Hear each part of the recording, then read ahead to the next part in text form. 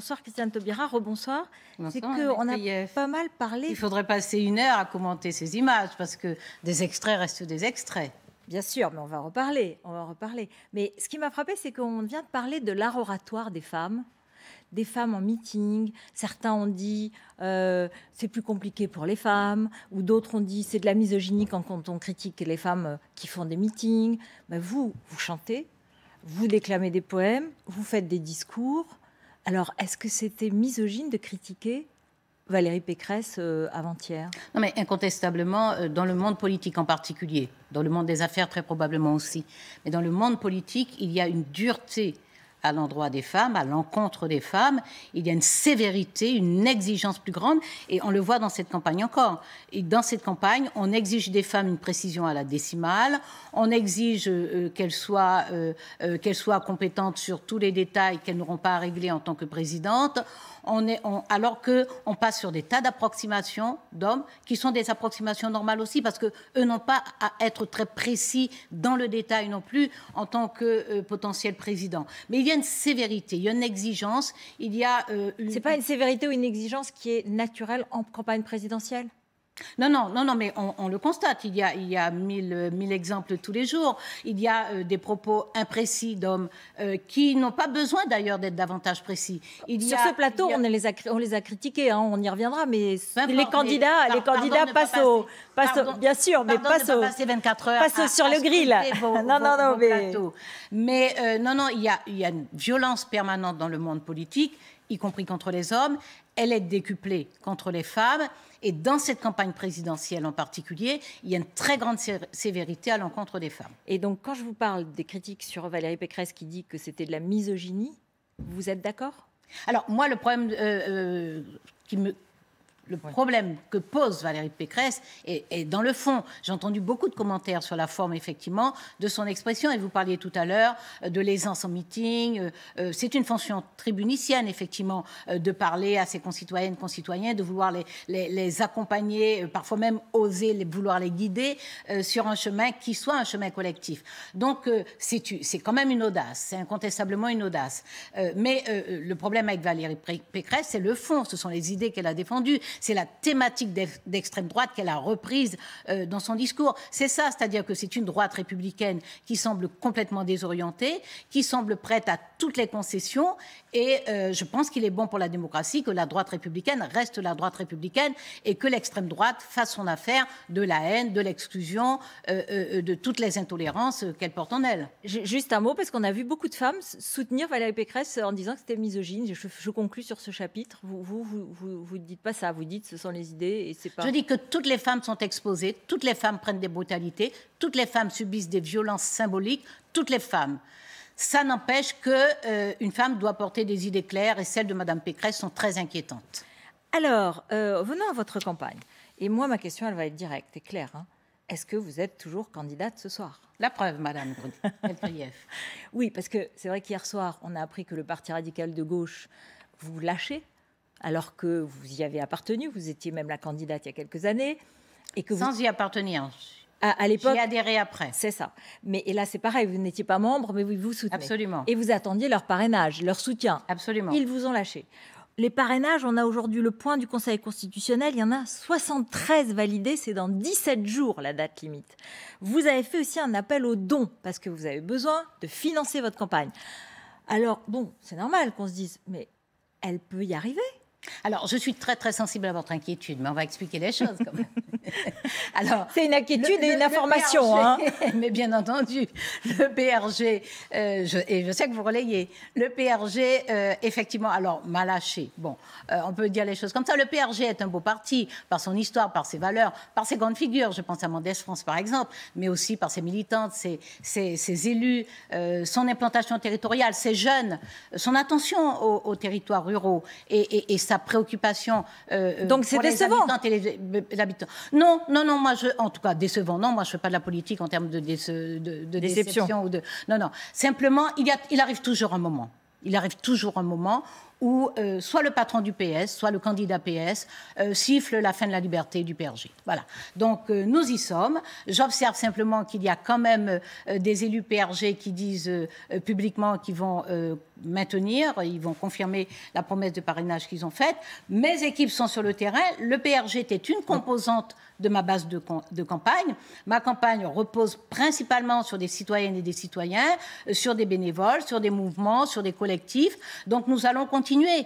Et évidemment, je remercie le PRG pour la part... Parti radical de gauche, pour tous ceux qui ne connaissent pas, même si on le répète. Parti radical de gauche, voilà, pour la part qu'il a prise jusqu'alors dans la campagne, mais il en est une composante. Moi, ma candidature repose sur un socle démocratique important, hein, c'est le plus important, y compris en comparaison au socle démocratique cumulé des autres candidats, je parle de la gauche exclusivement, bien entendu. Donc voilà, cette campagne se poursuit. Les membres du collectif partent à l'assaut des maires, vont les convaincre, les persuader. Ça urge. Et moi, oui, bien entendu, mais il n'y a pas de panique chez nous. Alors, autre question. Il y a une inquiétude néanmoins, parce que c'est un vrai sujet. C'est-à-dire que le fait que ma candidature repose sur une primaire populaire, où près d'1 million de personnes se sont inscrites pour voter. Et que... 450 000. Alors, il y avait 467 000 inscrits. Voilà. Oui, donc c'est pas 1 million, c'est 450 000. Voilà, j'ai dit un demi-million. Ah, pardon, excusez-moi. Presque un demi-million. Pardon. Presque un demi-million. J'ai entendu 1 million, pardon. Parce que, voilà, c'est plus court à dire. Non, mais il n'y a pas de problème. Et ça donne la mesure, ça donne l'échelle. Donc, voilà. Donc, il y aurait un sujet, nous verrons bien le 4 mars, mais il y aurait un sujet à ce qu'une candidature reposant sur un tel socle démocratique soit empêchée par le processus des parrainages, que je ne n'aurais pas en cause en tant que tel, mais il y aurait un vrai sujet sur notre démocratie. Donc vous nous dites que le Parti socialiste vous empêche et a empêché les radicaux de gauche de vous soutenir. Clairement, c'est ce que vous dites ainsi. Non, je dis très clairement qu'il arrive toujours un moment, je l'ai vécu il y a 20 ans, il arrive toujours un moment où... Alors, c'est la presse même qui a fait état d'un appel de Mme Hidalgo à M. Bailey. Par exemple, c'est la presse qui en a fait état. Moi, je ne peux pas en apporter la preuve, puisque ce n'est pas moi qui détiens l'information.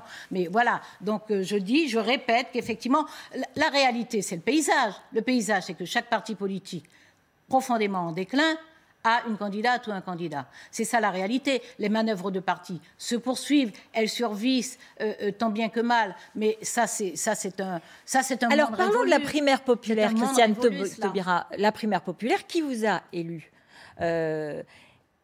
L'objectif, c'était d'arriver à unifier la gauche. Absolument. Et y compris au sein de la primaire populaire, je crois savoir qu'on s'inquiète parce que vous n'êtes pas parvenu à unifier la gauche. Et dans notre sondage, il y a toujours 7 candidats de gauche et vous êtes la 3e, enfin, vous la 4e, c'est-à-dire qu'il y a Mélenchon, Jadot, vous, Roussel, Hidalgo et puis d'autres, évidemment. Donc, bon, le contrat n'est pas rempli.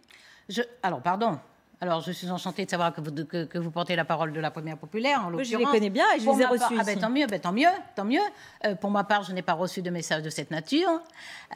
Simplement, l'union à gauche, elle se fait sur le terrain, le rassemblement, dans mes déplacements. Dans mes déplacements, il y a les citoyens dont je parlais, les collectifs dont je parlais, il y a des membres de la primaire populaire, il y a des membres de mouvements associatifs, de collectifs, de comités, de causes, etc.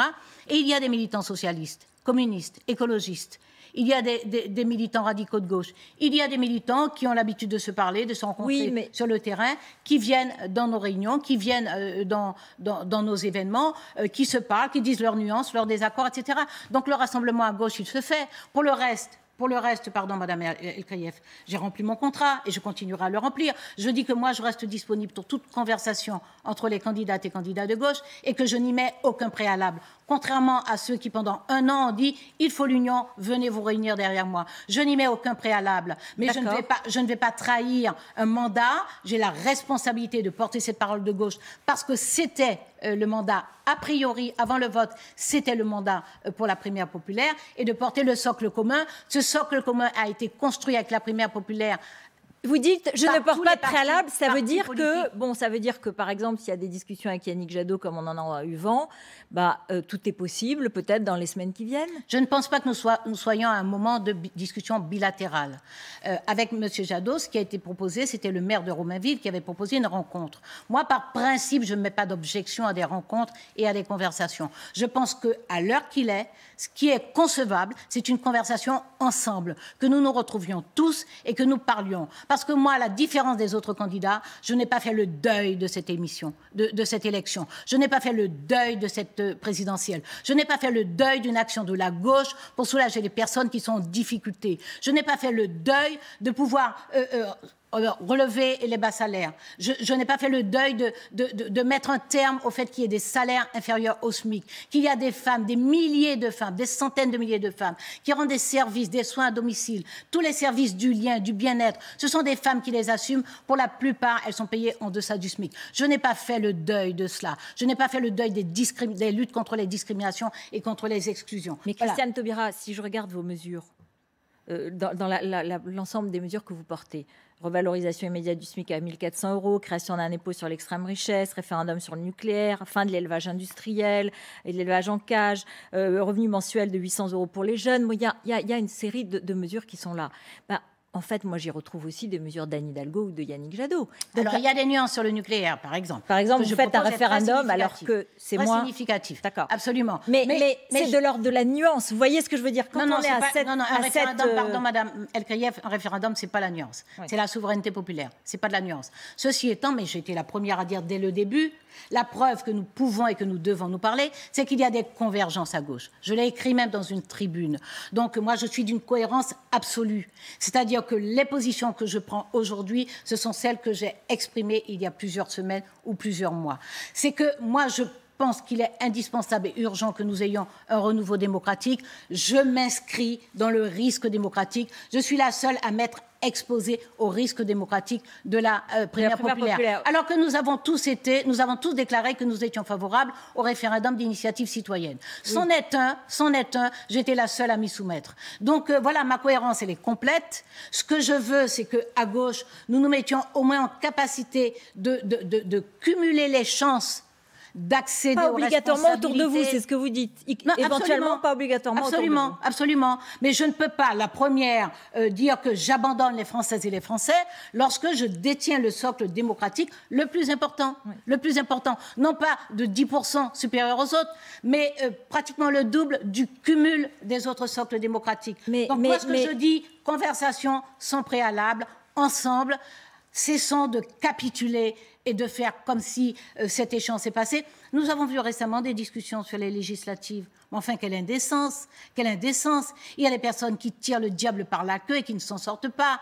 Il y a des personnes qui subissent de terribles violences invisibles, les personnes qui envoient 300 demandes d'emploi et qui ne reçoivent jamais une réponse, les personnes qui pendant 6-8 ans attendent un logement parce qu'il n'y a pas assez de logements sociaux et de logements très sociaux, les personnes qui découvrent... Mais Christiane Taubira, vous êtes tous à défendre ces causes-là, donc... Quel est votre plus? Oui, vous avez été légitimé par cette primaire populaire. Ça vous paraît banal, Madame? Non, pas du tout. On a trouvé ça intéressant, même si le mode de scrutin a été jugé par des personnes qui, pendant 1 an, ont pris des séances de travail avec la primaire populaire et qui, 3 semaines avant le vote, parce qu'elles ne veulent pas s'y soumettre, trouvent à la primaire populaire tous les vices. Alors, quand la politique ressemble à ça, on comprend que l'abstention soit ce qu'elle est. Donc, votre réponse, c'est « Moi, j'ai la légitimité, je suis pour qu'on s'unisse, mais je ne vais pas reculer ni renoncer ». Si vous voulez le résumer comme ça, j'essaie de le résumer. C'est pas mal résumé. Mais il y en a qui parce que j'ai un mandat, parce que j'ai une loyauté vis-à-vis des personnes qui se sont rassemblées pour voter, qui ont pris la peine de voter, qui ont demandé. Donc il y aura un bulletin, Taubira, dans l'isoloir, il y aura un bulletin à prendre Vous verrez bien, Madame Elkreïev, je répète, je me bats pour les parrainages et toutes mes équipes, toutes mes troupes sont très mobilisées. Nous nous battons pour les parrainages parce que c'est une échéance. Donc nous nous battons pour cela. Nous sommes dans un état de droit, nous respectons le droit et les règles. Donc vous appelez les maires et vous l'avez dit là-dessus. Tout à fait. Ensuite, je dis, je le répète, une conversation possible à gauche. Mais je répète, je suis la seule à dire, mais nous avons un rendez-vous là avec la présidentielle. Les autres, nous voyons bien qu'ils sont sur les législatives ou sur une construction d'hégémonie, sur une gauche qui sera complètement déglinguée et rabougrie. Donc, mais vous savez ce que disent vos... Moi, c'est la clarté, moi, c'est le socle démocratique. Et je suis loyale, notamment aux personnes que je rencontre sur le terrain. Je vous répète que le rassemblement à gauche, il se fait indiscutablement sur le terrain. Vous savez ce que disent vos concurrents, adversaires, anciens amis, enfin ça, je ne sais pas très bien comment le définir, c'est que vous êtes galvanisés parce que vous avez des fans autour de vous, ce qui est normal, voilà, il y a des électeurs qui vous ont choisi, il y a des gens qui vous aiment, il y a des jeunes qui viennent à vos meetings, il se passe quelque chose. Mais que du coup, il y a une forme d'ego qui surnage et qui dit, en fait, oui, on m'aime, j'ai raison d'être là, et tant pis si c'est une candidature de plus. Alors, c'est intéressant parce que je constate que dans cette campagne, je suis la seule personne sur qui on s'autorise de grandes analyses psychanalytiques. Donc, il y a un de vos confrères... Moi, c'est un sujet qui m'intéresse en général. Qui a trouvé que j'avais de l'orgueil. Voilà, j'ai été parlementaire. J'ai laissé mon nom sur des textes de loi. On l'a vu. J'ai été garde des Sceaux, ministre régalienne, mais j'aurais de l'orgueil à vouloir participer à cette bataille. Alors que mes engagements, mis à part les querelles, les déformations, etc., mes engagements sont cohérents depuis plus d'une vingtaine d'années. Depuis mes engagements d'étudiante, d'ailleurs. Simplement, je ne suis pas une dogmatique. Je ne suis pas une dogmatique, je m'interroge, j'écoute, je travaille et je travaille avec les autres. Donc moi, je suis la seule à qui on se permet de dire est-ce que ce n'est pas de l'orgueil que vous soyez là? Et puis maintenant, c'est une question d'ego pour moi. Voilà, c'est une question d'ego pour moi. Bon, écoutez, madame, je ne vous fais aucun... Je pose des questions. Je pose des questions. Attention, mais c'est votre métier, madame. Et vous le faites avec un immense sourire. Donc, je devrais ne pas vous résister. Mais ça fait partie, en fait, des agressions. Je dis pas que vous m'agressez, non. Mais ça fait partie des agressions que subissent les femmes. Et moi, j'ai toujours... Non, vous ne pouvez pas dire que c'est une agression de ma part. Je vous pose une question comme journaliste. Non, c'est pas une agression de votre part. Non, bien sûr, la question, vous l'avez posée en disant « les autres disent ». Donc, je ne suis pas en train de vous dire que vous m'agressez en me disant cela, puisque vous ne m'avez pas dit, à mon avis, quand je vous écoute et que je vous vois, j'ai l'impression que vous avez un ego. C'est pas ce que vous avez dit. Vous avez dit, les gens disent, compte tenu de ce que vous avez autour de vous, compte tenu du fait... Mais cette jeunesse qui est mobilisée là, oui. Dites-vous bien, elle ne va pas rentrer chez elle. Elle ne va pas rentrer chez elle. Et moi, je vais l'aider à ne pas rentrer chez elle. Les citoyennes et les citoyens, ma candidature, elle a commencé, prise en main par environ 100 000 citoyennes et citoyens qui ne se connaissaient pas, qui ont décidé de se parler, qui ont décidé de se retrouver physiquement dans des villes, dans des villages, dans des quartiers, etc., et d'insister, indépendamment de ma personne. Oui. Ces citoyennes et citoyens sont en train d'ouvrir une voie démocratique. Et ces personnes-là non plus ne vont pas rentrer chez elles. Et elles aussi, je vais les aider à ne pas rentrer chez elles. Est-ce que vous voulez... On appelle cela de l'orgueil ou de l'ego. Est-ce que vous voulez, par votre parcours, par votre image, par votre identité et vos engagements, être l'anti-Éric Zemmour ? Non, moi je ne suis pas anti, je ne me définis pas par rapport à une personne en plus qui porte un tel discours de haine, de fragmentation de la société. Je ne suis pas anti. Monsieur Zemmour avait fait une proposition que nous débattions. Pour ma part, j'étais réticente, dans la mesure où je trouve que cette parole de haine, cette parole d'exclusion, cette parole d'humiliation, cette parole de surplomb sur des millions de citoyennes et de citoyens est insupportable et pourtant elle est confortablement installée dans l'espace public. Et je considérais que venir débattre avec ce monsieur, c'était d'une certaine façon contribuer à la réhabilitation et à la légitimation de cette parole. On va voir l'échange. Il y a eu un échange de tweets, c'était en janvier et on l'a retrouvé, puisqu'il y a eu je ne crains pas la bataille, auriez-vous dit, et c'était le 26 janvier, et il a dit c'est quand vous voulez, Madame Taubira. On a retrouvé le tweet. Oui. Et donc ce soir, vous nous dites bah oui, je veux bien. Non, j'ai fait la proposition. C'est lui qui a refusé. J'ai fait la proposition. À qui? Comment? Monsieur. Mon équipe a fait la proposition à un média. Je ne sais pas si c'est public, mais quand je sortirai, on vous le dira. C'est nous, dites-le nous là. Il me semble que c'est BFM. Il me semble que la proposition a été faite à BFM. Et monsieur Zemmour a refusé. Voilà, donc je le tenais pour le grand prédicateur de la peur. Je constate qu'en fait, c'est un pratiquant de la peur. Mais vous avez donc changé d'avis et vous aimeriez débattre avec lui quand même. Parce que en fait, en allant sur le terrain et en discutant avec les personnes, Là, ce que je pensais, moi, c'est que venir débattre avec lui, c'est réhabiliter et légitimer, contribuer à légitimer cette parole de haine, cette parole d'exclusion, cette parole de l'extrême droite. Voilà ce que je pensais. En tout cas... Voilà ce que je pensais. Les échanges avec les personnes sur le terrain, notamment. En tout cas, aujourd'hui... Nous, on ne peut pas livrer la bataille. Livrez-la en notre nom. Livrez-la en notre nom. Et je dis oui, alors je la livrerai en votre nom. En tout cas, l'invitation est lancée et relancée. Voilà. Et elle est sur mon plateau, ici, à LCI, voilà. soyons clairs. Voilà. S'il change d'avis. Et vous, en tout cas, vous êtes partante. Parce qu'il veut montrer qu'il n'est pas seulement un prédicateur de la peur, mais aussi un pratiquant de la peur. Si c'est un homme, qui vienne, quoi. Non, c'est pas à ce stade-là. Si c'est un vrai homme, qui vienne. Hein. Non, c'est pas à ce stade-là. Je fais de la politique. Et je mène des combats. C'est un combat essentiel. C'est un combat vital. C'est un combat vital. Alors, pour des millions de personnes dans ce pays, c'est un combat vital. Oui, parce que effectivement, il a un discours dur et violent envers une partie de la population française. Mais vous, je voudrais revenir sur vous et les critiques sur vous. Vous êtes critiqué aussi et présenté comme la candidate, je cite, woke. Vous avez vu, celle qui est éveillée. Et celle je m'en réjouis d'être éveillée, Madame El-Kayef. Et vous l'êtes, c'est clair. Mais celle aussi qui, peut-être, n'est pas si claire sur la laïcité. Vous avez entendu les critiques là-dessus. Vous avez eu des mots sur la laïcité qui écrasent, qui ont peut-être aussi choqué les radicaux de gauche qui vous soutenez, et qui ont choqué quelques socialistes. Par exemple, Michael Delafosse, le maire de Montpellier, qui dit: est-ce que la laïcité écrase quand elle refuse qu'un enfant n'assiste pas à un cours de théâtre ou de piscine à l'école? Est-ce qu'elle écrase quand elle interdit l'école religieuse à la maison? Est-ce qu'elle écrase quand elle promeut la liberté d'expression? Là-dessus, il y a une question, quoi. Vous êtes... Est-ce que vous êtes assez claire?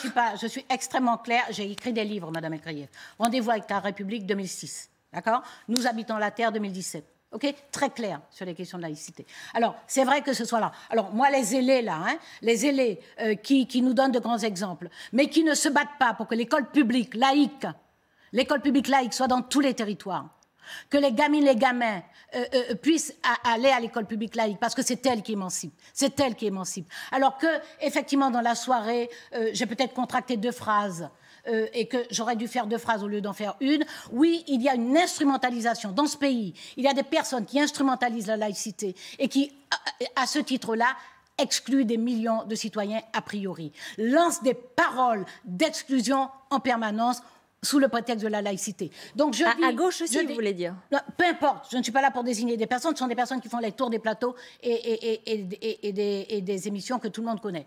Mais ce que je veux vous dire, moi je vous réponds sur moi. Alors, woke, le CNRS a déjà dit que, bon, voilà, c'est pas une réalité ni scientifique ni rien du tout. On m'accuse de tous les maux de la terre. J'ai l'habitude, j'ai l'habitude. Je suis venue dans ce combat, je connais la violence en politique et je sais que pour moi, la violence, elle est exponentielle. Je sais cela depuis longtemps. Je ne suis pas venue pour la découvrir. Vous êtes venu parce qu'il y avait une urgence et que vous pensiez que vous aviez un rôle à jouer là-dessus. Je termine sur la laïcité. Ce que je dis, la laïcité, c'est un principe de concorde. Et la laïcité, effectivement, elle émancipe et elle protège. Il y a des personnes qui s'en emparent et qui excluent des personnes. Alors, ceux qui donnent des leçons et qui surtout sont en responsabilité, qui s'assurent qu'il y a de l'école publique, qui s'assurent que les écoles privées sous contrat respectent la carte scolaire, c'est-à-dire la mixité. Il y a une révolution dans ce pays, c'est la révolution de l'école laïque et publique. C'est Jules Ferry. C'est dans votre programme.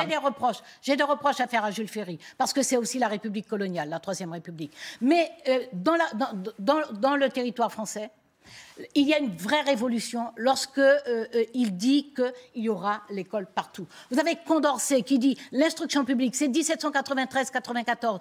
L'instruction publique doit accueillir les filles et les garçons. Et l'instruction publique doit former des citoyens difficiles à gouverner. C'est ça qu'autorise la laïcité. Des citoyens difficiles à gouverner. C'est-à-dire qui s'éloignent, qui prennent leur distance avec la religion, qui prennent leur distance avec les autres déterminismes sociaux, familiaux, culturels, etc.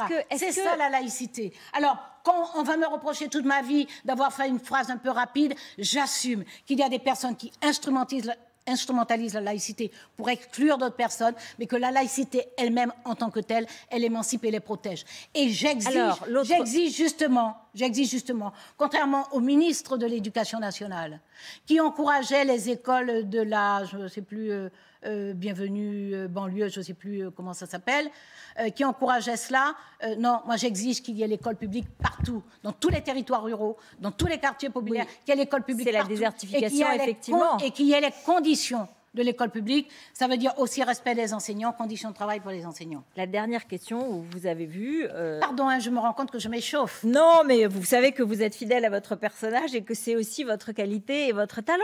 Et je parlais de talent et d'art oratoire et pour les femmes en l'occurrence, vous en êtes un exemple. J'ai quand même une dernière question parce que ça fait partie des reproches qui vous sont faits. C'était cette phrase à Assa Traoré. Vous êtes une chance pour la France, une femme qui a vécu un drame, mais qui en même temps dit que la France est un État raciste et que la police est raciste. Alors que vous étiez garde des Sceaux. Non, attends, oui, on arrête de comprimer le temps, de tout mélanger, etc. Vous n'avez pas changé. C'est comme le portrait, on prend un petit truc comme ça. Moi, je n'ai pas l'opportunité de répondre. Il n'y a pas l'avant, il n'y a pas l'après, il n'y a rien du tout. OK, on passe. C'est la nature de l'exercice. Moi, je parle depuis Cayenne. Je suis en duplex dans une émission et il y a, donc on me dit, il y a une invitée surprise, Assa Traoré. Assa Traoré a perdu son frère. La maman d'Assa Traoré a perdu son fils. Oui. Assa Traoré et sa maman saisissent la justice et se battent face à la justice. Moi, je parle de cela. Alors qu'on aille chercher le moindre détail d'un mot qu'elle a pu prononcer de la même façon qu'on me sort une vieille lune d'un vote en 1993, voilà. J'avais oublié que c'était en avril, par exemple. Peu importe. Non, moi, je assumez votre parcours. Vous dites vous-même, vous assumez votre parcours. Mais bien sûr. Voilà, bien vous êtes, madame. Voilà, il y a une cohérence. Non, mais je dis, le dire comme ça, sans la moindre explication, etc., personne ne comprend. Mais ça n'a pas d'importance. Je ne suis pas là pour qu'on comprenne chacun de mes actes. Donc, je dis, Assa Traoré, elle se bat pour la justice. Il y a une manifestation qui se fait devant le palais de justice. C'est-à-dire que lorsque, dans une situation pareille, un homme est mort, dans une situation pareille, on dit la justice, nous demandons la justice, nous demandons la justice. Et je dis oui, c'est une chance. Je maintiens que c'est une chance pour la France. Quand on croit aux institutions françaises, et la plus haute de toutes, une des plus hautes de toutes, la justice, et qu'on dit que sur une douleur comme ça, insupportable, ce que je suppose pour la maman de Assa Traoré, sur une douleur pareille, je fais confiance à la justice, oui madame, je dis que c'est une chance. Alors Olivier Faure a répondu à votre proposition, à celle que vous venez de faire. Là maintenant. Oui, là maintenant. Alors je vais vous la lire, parce que, ou alors... Eh bien, dorénavant, c'est ainsi que les responsables politiques correspondent. C'est intéressant. Alors, chère Christiane, le patron du Parti socialiste ne siffle personne, c'est cela? Ah, c'est autre chose. Chacun est libre de ses engagements, d'accord. Bah oui. Et pas de procès entre nous. Voilà. Donc ça, c'est la réponse. C'est pas un procès. Moi, je croyais que c'était la réponse à l'offre de réunion. Oui, vous voyez, apparemment, c'est moins important. L'offre de conversation et de rassemblement pour essayer, avec l'énergie du désespoir, de gagner quand même à gauche, mais manifestement, c'est pas le sujet le plus important. Mais le sujet le plus important, c'est qu'éventuellement, il y a une candidature de gauche qui, à côté de celle de Jean-Luc Mélenchon, qui est en train de monter, une autre candidature de gauche qui existe, mais une seule. Donc vous ferez tout, je ne sais pas, si Yannick Jadot, vous et Anne Hidalgo, pour représenter cette gauche-là. Est-ce que c'est possible? Peut-être que vous êtes trop différents les uns des autres, en fait. Alors, il faut s'entendre. Hein. Tout à l'heure, nous avions tellement de convergences. Non, mais c'était pas compréhensible qu'on soit pas unis. Et puis là, maintenant, on est tellement différents. Je pose la question. Machin. Non, mais je vous ai déjà répondu, Madame Elkaïev. Je dis, moi, pas de préalable. Le rassemblement, je le vois sur le terrain. Je pense que les partis politiques, malgré leur état de grande difficulté actuellement, je maintiens d'ailleurs que moi, je suis persuadée que les partis politiques sont indispensables à la démocratie. Ce sont des structures de base de la démocratie. Mais il faut ouvrir les institutions aux citoyennes et citoyens. Ce sont des choses que je portais il y a une vingtaine d'années. La 6e République, je la portais en 2002. Donc le renouveau démocratique que je portais, la réforme des institutions, la séparation des pouvoirs, de même que l'économie sociale et solidaire, ce sont des choses que je portais. La lutte pour l'inclusion des personnes frappées de handicap, ce sont des choses que je portais déjà il y a une vingtaine d'années. Des combats que j'ai menés par la suite, aussi bien pour consolider, par exemple, le cadre juridique de l'économie sociale et solidaire, mais aussi sur la loi de 2005 pour le handicap. Donc voilà, ce sont des combats tout à fait constants, fiables, et qui sont des références. Merci beaucoup d'être venu sur notre plateau et merci d'avoir répondu avec votre énergie habituelle et votre flamme à mes questions, à nos questions. Et j'ai bien entendu, ça continue. Absolument. On va vous réécouter. Merci, madame. Et nos chroniqueurs viennent me rejoindre. Merci d'être venu sur ce plateau. Merci. Moi, je m'en vais là. Il arrive toujours un moment. Il arrive toujours un moment où soit le patron du PS, soit le candidat PS siffle la fin de la liberté du PRG. Voilà. Donc, nous y sommes. J'observe simplement qu'il y a quand même des élus PRG qui disent publiquement qu'ils vont maintenir, ils vont confirmer la promesse de parrainage qu'ils ont faite.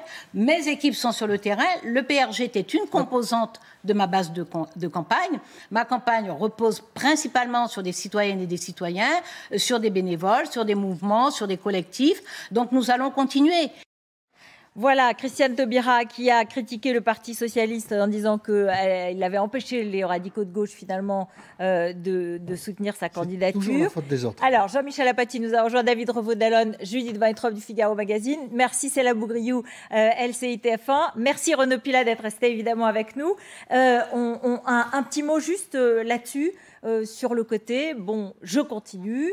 Je représente un mouvement populaire et en fait, c'est les autres qui ne veulent pas. Je continue. C'est la faute du Parti socialiste si ça ne se passe pas bien. Et c'est un scandale si je n'ai pas mes parrainages. Alors ça, si vous voulez, Christiane Taubira, elle a des coupables tout désignés. Si son aventure s'arrête, et comme il y a de grandes chances qu'elle s'arrête, quoi qu'elle en dise, ben, ce sera toujours la faute des autres. Je trouve ça un peu déplorable, mais bon, en même temps, elle a des combats constants. Elle l'a répété avec beaucoup d'énergie tout à l'heure qu'elle continue à porter. Oui, je crois que sur les parrainages, on ne peut pas quand même éviter de soupçonner le Parti socialiste d'avoir fait preuve par une forme de pression aux accords électoraux avec le Parti radical de gauche qui est très présent dans le Sud-Ouest. Bon, mais effectivement, Jean-Michel Apathy, c'est la vie politique, c'est la loi, c'est parrainages, peut-être, mais se débrouille quoi. Voilà, on peut considérer qu'il y a eu aussi un coup tordu. Après, sur le j'irai jusqu'au bout, moi je constate quand même, pardon, c'est une question de forme, mais vous lui avez posé la question. Elle n'a jamais répondu, et je le sais parce que je lui ai posé la même question lors d'une interview il y a 15 jours, elle n'a jamais répondu. Vous lui avez demandé est-ce qu'il y aura un bulletin dans l'urne Taubira le 10 avril, elle n'a pas dit oui, il y aura un bulletin dans l'urne Taubira. Elle répond, elle dit qu'elle continue, mais en réalité, la même question a été posée à Anne Hidalgo, je pense, à peu près 72 fois depuis le mois de septembre, et systématiquement, Madame Hidalgo répond oui, bien sûr, il y aura un bulletin. Alors, Anne Hidalgo a dit aussi je ne serai jamais candidate. Hein. Ah oui, c'est vrai, vous avez raison. Je participerai à la primaire, puis je ne participerai plus à la primaire. Alors, regardez le tweet d'Olivier Faure, qui a répondu en direct pendant notre interview à ce que disait Christiane Taubira. Chère Christiane Taubira, le patron du Parti socialiste ne siffle personne. Chacun est libre de ses engagements. Pas de faux procès entre nous. Mais on ne peut pas exclure que chez le Parti radical, les convictions et l'intérêt électoral aillent dans le même sens. Évidemment que le PS a dit vous êtes gentil, mais vos circonscriptions, vous avez un peu besoin de nous pour les conserver aux prochaines législatives. Et évidemment qu'il y a chez les radicaux des gens qui sont persuadés que la candidature de Christiane Taubira augmente la confusion et n'est pas bonne, voilà, et qu'elle devrait la retirer. Oui, alors déjà, il faut décrypter ce qui est amusant dans le tweet d'Olivier Faure, c'est qu'il dit le patron du Parti socialiste n'a pas, mais il ne dit pas la candidate Anne Hidalgo. Et comme on sait que les relations entre Anne Hidalgo et Olivier Faure sont mauvaises, en tout cas pas excellentes, voilà, il faut tout en ce moment, c'est tellement le bazar qu'il faut tout décrypter. Après, sur Christiane Taubira, c'est vrai que bon, c'est pas un secret que Jean-Michel Baillet, figure très influent du Parti radical dans le Sud-Ouest, est inquiet avec d'autres élus, effectivement, de continuer avec Christiane Taubira, parce que ce qui se joue là, c'est pas du tout la candidature de Christiane Taubira jusqu'au bout. Ce sont les législatives. Oui, mais elle l'a dénoncé.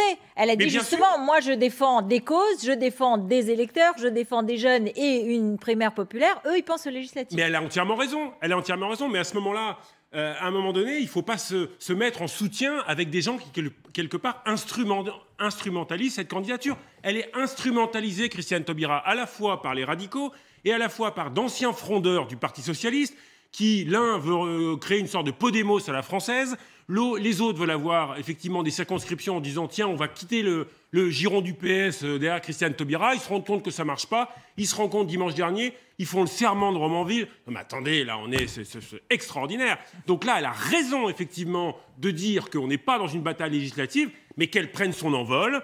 Qu'elle prenne son envol avec ses soutiens, libre aussi, tiens, comme une autre candidate, qu'elle aille face aux maires. D'ailleurs, ça tombe bien, Bayrou a créé une sorte de site pour les maires, là, en disant vous pouvez candidater sans vraiment me soutenir. Bon, ben voilà, qu'elle se libère de ses soutiens. Mais c'est ce qu'elle compte faire dans les 17 jours qui restent. Hein. Apparemment, elle a l'air de dire qu'elle va aller avec ses équipes à la recherche des maires. 17 jours, c'est le 4 mars que la